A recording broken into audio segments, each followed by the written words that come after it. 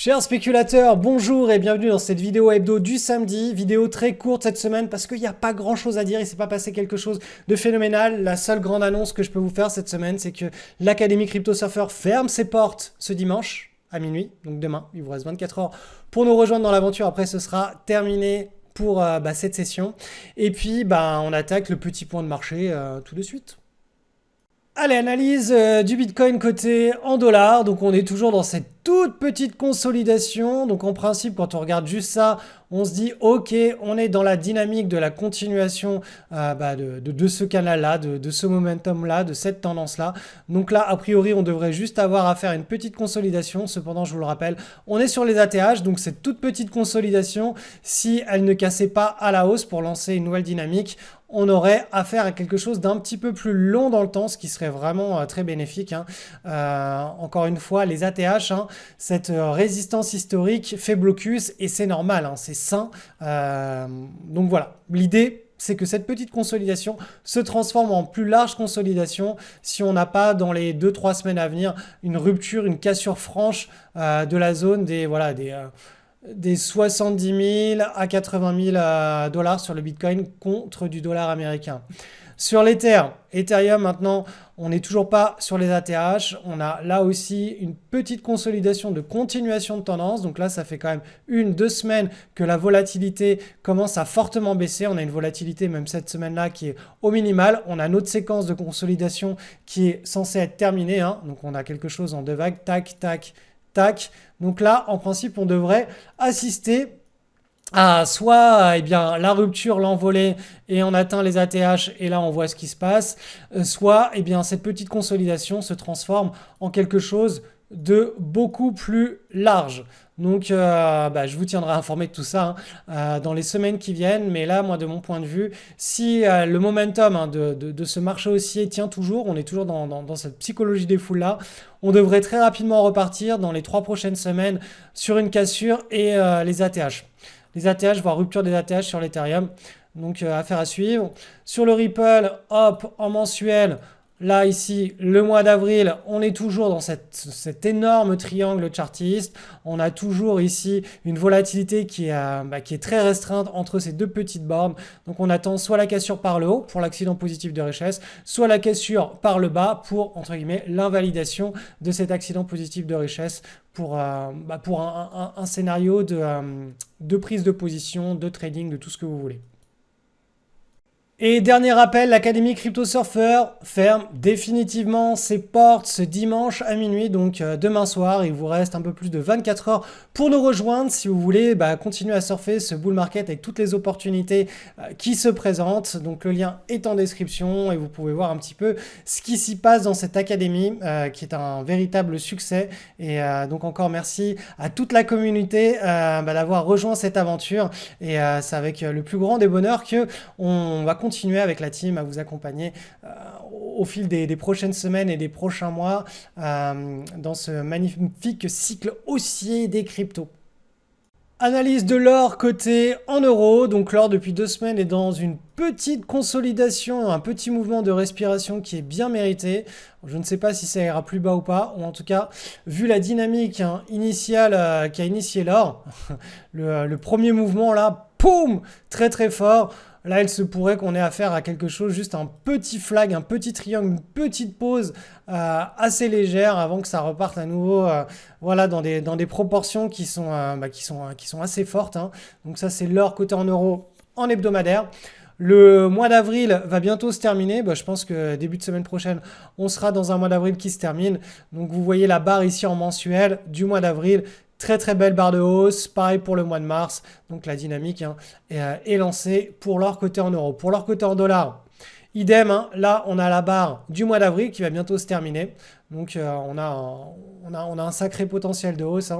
Et sur de l'hebdomadaire, donc toute petite semaine de correction sur l'or coté en dollars, donc là pareil, quelque chose qui devrait ressembler à ce qu'on appelle un petit flag, un petit fanion dans la littérature chartiste.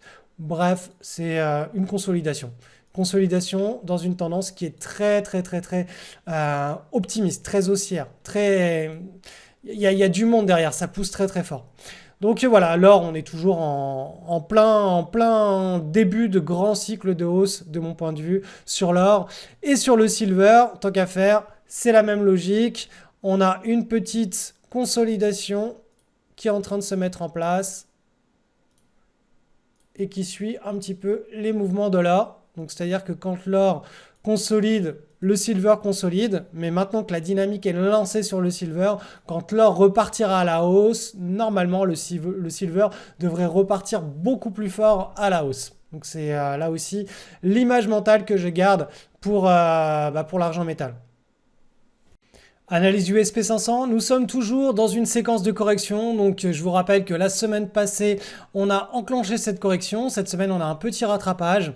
Donc là, l'idée, c'est d'aller très probablement chercher la zone à l'époque qui faisait support, qui a été cassée et qui fait maintenant résistance. Donc voilà, cette zone-là, à très court terme, très probablement, ça va être un point dur qui va être difficile à passer. Et la séquence de correction, moi je l'intègre dans ce momentum qui a été initié depuis le début de l'année 2023. On a clairement la vitesse de la vélocité moyen terme de cette tendance. Donc là, l'idée, c'est que vu on était en surchauffe, c'est de retrouver des niveaux, alors soit intermédiaires, c'est-à-dire soit au milieu, on y est déjà, soit un petit peu en dessous du milieu, soit sur un excès un petit peu pessimiste à court terme, aller chercher le bas du canal. Mais donc l'idée, l'image mentale que l'on garde à l'esprit, c'est bull market, mais on est en correction. Donc pendant cette correction, on devrait avoir moins d'opportunités qui s'affichent sur nos screeners. À la fin de la correction, on devra avoir des nouvelles opportunités qui s'affichent et au start de la nouvelle jambe haussière, s'il y en a une, on devra avoir à nouveau pas mal d'opportunités qui commencent à peupler nos screeners, que l'on soit en swing trading daily ou en swing trading hebdo. Donc voilà, ça c'est l'image mentale que je garde pour le marché des actions. Je vais vous faire le Nasdaq. La logique reste la même. Le Nasdaq, cette semaine, on est venu rechercher la zone de résistance. Donc la semaine passée, je vous avais dit probablement, boum, on peut aller rechercher la zone de résistance, mais on reste dans un état correctif. Donc là, on est plutôt maintenant dans cette logique-là.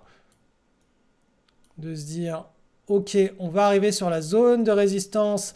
Et de là, dans cette zone-là, on devrait avoir un point dur et éventuellement aller chercher le bas du canal. Et une fois que le bas du canal sera touché, là, très probablement, les acheteurs reviendront massivement et potentiellement relanceront un mouvement de hausse au sein de cette belle dynamique. Et pour le moment, voilà, c'est l'image mentale que je garde à l'esprit. Sur le marché européen, on va aller voir sur le CAC 40.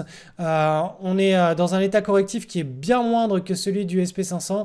Vous le voyez, là, c'est une correction qui est beaucoup plus latérale. On est beaucoup plus dans quelque chose, dans une correction qui est à l'horizontale. Hop, hop. Donc quelque chose qui prend ce format-là, ce qu'on pourrait appeler un petit triangle chartiste. Donc voilà, ça c'est l'image mentale que j'ai pour le marché européen. Donc tout comme sur le marché américain, on est en correctif, dans une belle tendance de hausse. Cependant, voilà, la correction, elle est moins forte que sur le marché européen. On a moins de volatilité, on latéralise plus. Et sur le DAX, l'idée est à peu près la même. On est sur une correction qui est beaucoup plus latérale pour le moment en tout cas. Donc voilà. Quelque chose qui devrait s'inscrire dans un triangle. Donc affaire à suivre, ça peut évoluer, on peut passer sur quelque chose d'un petit peu plus correctif sur le marché européen, mais pour le moment ça tient bien. Et en général dans les corrections, ce sont toujours les premières vagues baissières, la première séquence baissière qui donne le ton et qui est souvent la plus profonde, ou en tout cas c'est la vague, on va dire impulsive baissière qui est la plus forte. Ensuite, on a une vague de rebond et ensuite, on a une deuxième vague qui est beaucoup moins forte que la première. C'est en général la forme que ça prend dans la psychologie des foules quand on est dans un canal haussier. Donc voilà, là, on est toujours en train de... Soit on a déjà décrit la première vague baissière et là, on serait bientôt dans la deuxième. Soit la première n'est pas encore terminée. Bon, bref, peu importe en réalité. Là, on est en train de chipoter. Le plus important, état correctif, donc dans un bull market. Allez, c'est la dernière fois probablement de cette année que je vous en reparlerai. L'Académie Crypto Surfer ferme ses portes définitivement pour la session 2024, eh bien, ce dimanche soir à minuit. Donc, pour les retardataires, n'hésitez pas à nous rejoindre dans cette aventure pour continuer sur toute l'année, toute la fin d'année 2024. Eh bien, ce bull market avec les opportunités, les interventions, des lives, enfin bref, c'est l'équivalent de mon école de bourse, mais 100% focalisé sur le marché des cryptos. Donc si vous voulez en savoir plus, le lien est en description et vous pouvez aussi m'envoyer des emails si vous avez besoin d'informations complémentaires.